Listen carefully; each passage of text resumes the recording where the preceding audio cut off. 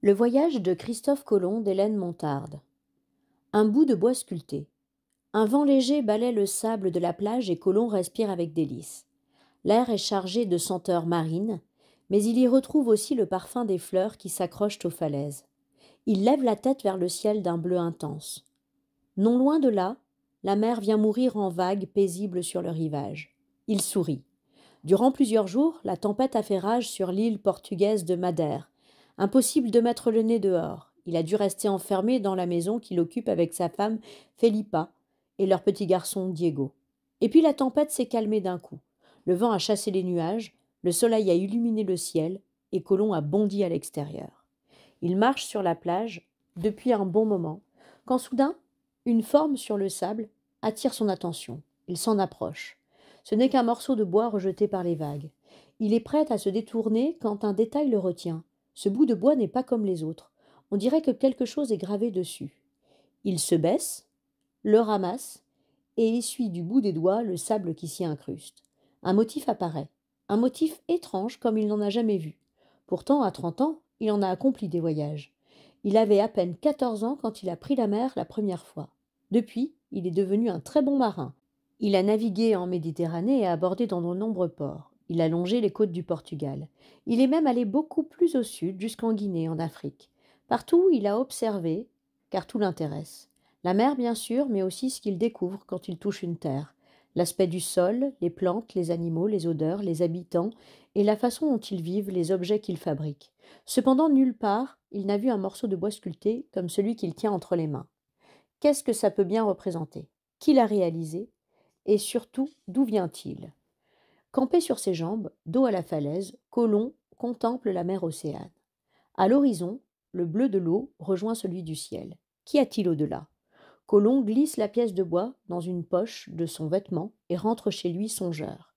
Durant les jours qui suivent, il ne parle à personne de sa découverte, pas même à son épouse Felipa. Mais il écoute et il questionne. Oui, prétendent les vieux habitants de Madère. La mer rejette parfois des objets curieux. Comme quoi? Interroge Colomb. Une fois, c'était un morceau de bois bizarrement sculpté. Colomb frémit. Ainsi, il n'est pas le seul à avoir vu ce genre de choses. Moi, dit un autre, j'ai trouvé des roseaux. Mais pas des roseaux comme ceux qui poussent dans notre rivière, non. Des roseaux immenses. Colomb enregistre soigneusement toutes ces informations. Plus tard, il entend parler d'un événement plus surprenant encore.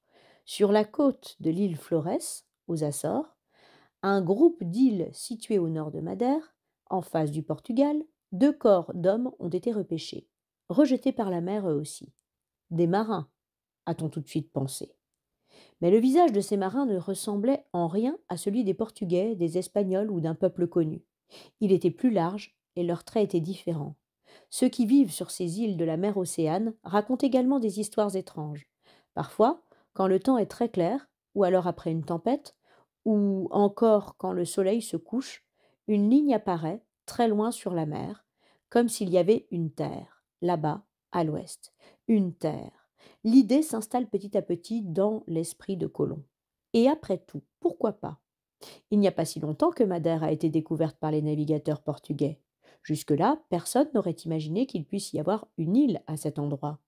Pourquoi alors n'y en aurait-il pas d'autres, beaucoup plus loin à l'ouest sur la mer Océane, là où nul encore n'est jamais allé? L'idée grandit dans la tête de Colomb. Il y pense souvent, d'autant plus souvent qu'il n'arrête pas de naviguer sur cette mer Océane. À chaque nouveau départ, Felipa est inquiète. Reviendras-tu? Lui murmure-t-elle à l'oreille.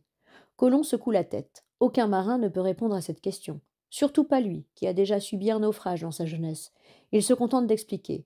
La mer Océane ne ressemble pas à la Méditerranée. Mais j'apprends à la connaître. Qu'y a-t-il de si différent, veut savoir Felipa. Les marées d'abord, répond Colomb.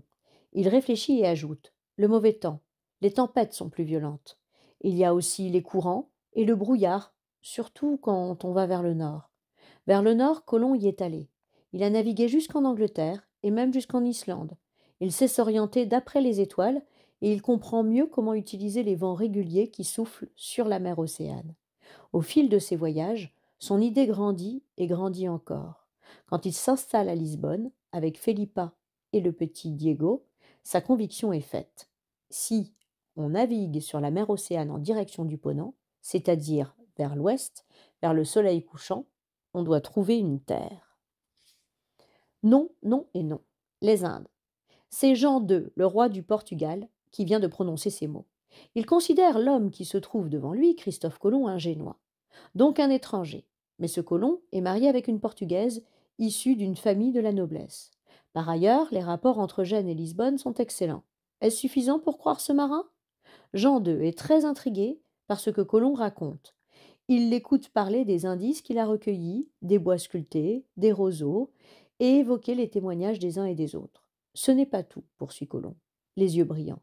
J'ai correspondu avec le savant italien Toscanelli. Il dit qu'une route maritime doit exister entre l'Europe et les Indes. Il pense que ce chemin serait beaucoup plus court que celui emprunté actuellement par les Portugais. Jean II dresse l'oreille. Les Indes. C'est de là que proviennent le poivre, la cannelle, la muscade, le safran, autant d'épices très appréciées par les Européens. On dit aussi que les Indes possèdent de l'or, de l'argent et des pierres précieuses en quantité. Le problème est que les Indes sont loin, très loin, au bout de l'Asie. Et ce sont les marchands arabes qui contrôlent le commerce entre l'Europe et l'Asie. Depuis quelque temps, les prix augmentent sans cesse. Pire encore, les caravanes qui apportent les produits sont menacées par les Turcs. Alors, s'il existait une autre route, par la mer, il deviendrait possible de se passer des commerçants arabes et d'éviter les attaques turques. Voilà pourquoi la proposition de l'étranger intéresse autant le roi du Portugal. Colomb parle toujours. Pour une telle expédition, j'ai besoin de bateaux, de provisions et de marins. Si le Portugal finance ce voyage et si je réussis, quelle gloire pour son roi. Jean II l'arrête. Je vais demander à mes conseillers ce qu'ils en pensent. Les conseillers du roi rencontrent à leur tour Colomb et l'écoutent aussi avec attention. Puis ils transmettent leurs conclusions au roi. Ce Colomb est un orgueilleux, dit l'un. On ne peut pas lui faire confiance, et il se trompe. Ses arguments ne reposent sur aucun fait scientifique, juste sur son imagination. Nous pensons qu'une route maritime existe, prétend un autre. Mais pas en allant vers l'ouest. Non, il faut passer par le sud. Nos navigateurs explorent les côtes de l'Afrique et nous en tirons déjà des richesses. C'est à eux qu'il faut donner les moyens de continuer leur exploration, pas à Colomb. Aucun marin ne le suivra, poursuit un troisième. Personne n'est assez fou pour naviguer volontairement hors de vue de la terre, surtout pour un si long trajet. Il en demande trop, conclut un quatrième. En cas de succès, il veut être nommé grand amiral de la mer Océane, vice-roi de toutes les îles découvertes, et conserver une part des richesses qu'il trouvera. C'est impensable. Jean II est d'accord. Personne n'a jamais osé réclamer de tels avantages. Et puis, ses conseillers ont raison. Mieux vaut concentrer leurs efforts sur l'Afrique. Quand Colomb revient trouver le roi, la réponse est nette. Non. Colomb est terriblement déçu. Et il ne sait que faire. Plus rien ne le retient au Portugal. Felipa est morte quelque temps auparavant. Il est seul avec le petit Diego, qui n'a que 4 ans.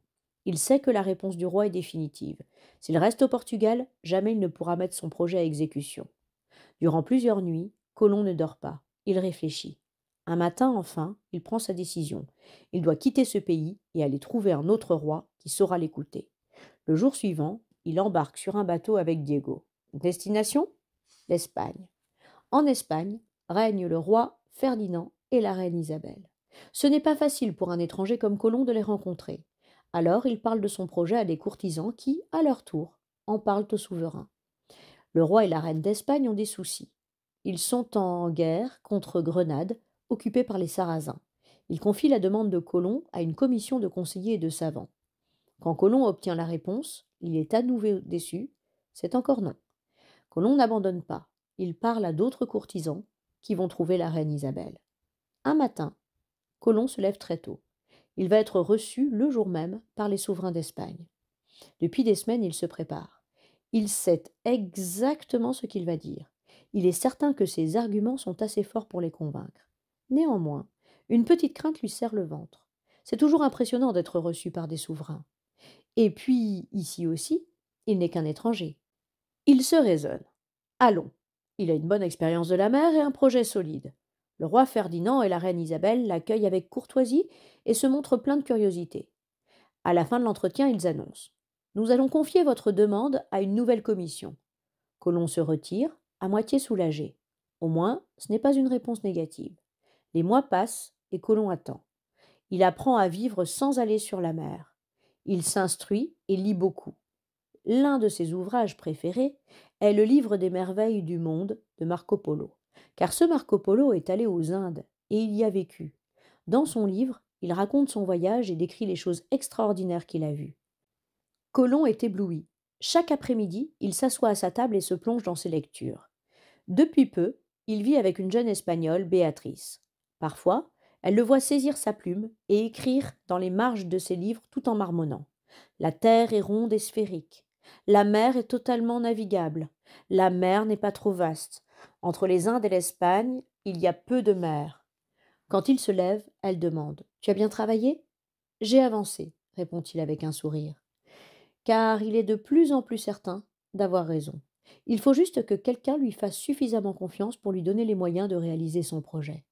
Enfin, des mois et des mois après sa demande, Colomb reçoit la réponse de la deuxième commission: non. La promesse de la reine: je n'abandonnerai pas.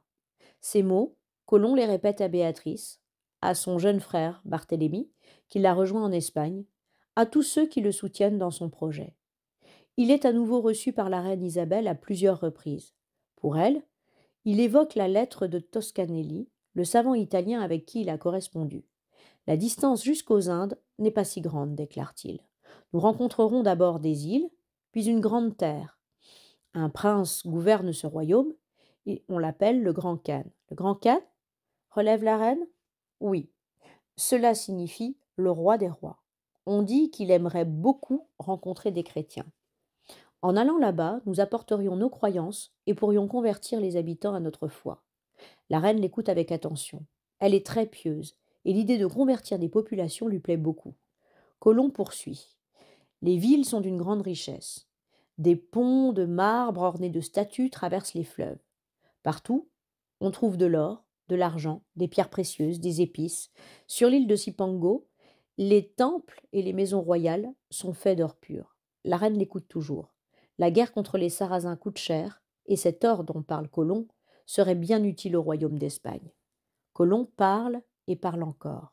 Quand il se tait, la reine lui dit: Nous sommes toujours en guerre contre Grenade, mais la victoire est proche. Lorsque ce sera terminé, je vous aiderai. Des années s'écoulent. En décembre 1491, enfin, Colomb est à Grenade. La ville est magnifiquement décorée. Ses habitants sont dans les rues. Ils acclament le roi Ferdinand et la reine Isabelle qui font leur entrée dans la cité reconquise.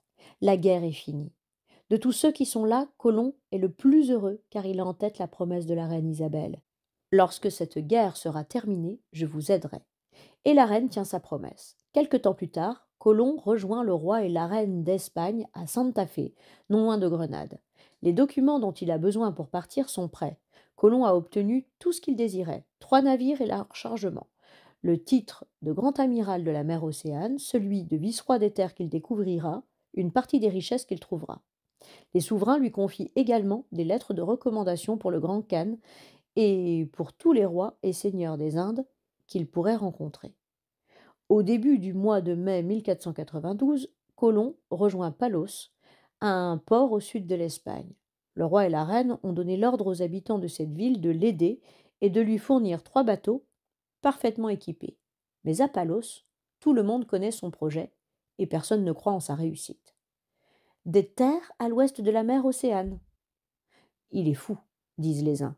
Ces bateaux ne reviendront jamais, protestent les autres. Aucun marin ne voudra l'accompagner, assurent les mieux informés. Bonne chance, lui lancent certains sur un ton ironique quand ils le croisent dans la rue. Cependant, on ne discute pas les ordres du roi et de la reine, et bientôt, les 3 bateaux sont prêts. Il s'agit de la Pinta et de la Niña, 2 caravelles qui tiennent bien la mer, et de la Santa Maria, une nef plus grande, mais moins maniable. Colomb a ses bateaux, mais impossible de prendre la mer. Il ne trouve pas de marin. Personne ne veut s'embarquer dans une telle aventure. À Palos, tout le monde se moque de lui. Tout le monde? Presque. Un jour, un homme vient le trouver. C'est un marin. C'est même l'un des meilleurs capitaines de Palos. Il s'appelle Martin Alonso Pinzon. J'ai entendu parler de votre projet, déclare-t-il à Colomb. Dites-moi un peu plus. 3 heures plus tard, Pinzon quitte Colomb en promettant: Je vais vous les trouver, moi, vos marins. S'il y a de l'or à ramasser, et si on leur assure que chacun aura sa part, ils viendront. Tenez-vous prêt à partir. Colomb n'a pas besoin de ce conseil. Cela fait des années qu'il est prêt. Pinson tient parole. Le 3 août 1492, la Santa Maria, la Pinta et la Niña quittent le port de Palos. Colomb est debout sur le pont du premier bateau. Il respire l'odeur de la mer, il écoute le vent siffler à ses oreilles, il sent son corps épouser le balancement du navire. Cela fait si longtemps qu'il n'a pas navigué. Pourtant, il n'a rien oublié. Les habitants de Palos sont massés sur les quais. Ils regardent de tous leurs yeux les bateaux s'élancer vers la haute mer. Ils sont persuadés qu'ils ne les reverront jamais. Des femmes pleurent, des enfants font de grands signes. Les hommes ne disent rien. Sur le pont de la Santa Maria, Colomb a les larmes aux yeux quand il lance ses premiers ordres.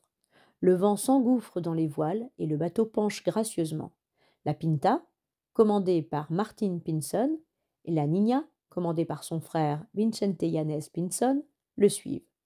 Le cœur de Colomb bat à grands coups dans sa poitrine. Il ne regarde pas derrière lui. Il est tendu vers l'avant, vers la mer. Sur les quais de Palos, plus personne ne parle. Tous suivent du regard les 3 navires qui filent vers l'horizon. Bientôt, ce ne sont plus que 3 points minuscules qui dansent sur les vagues, et puis ils disparaissent.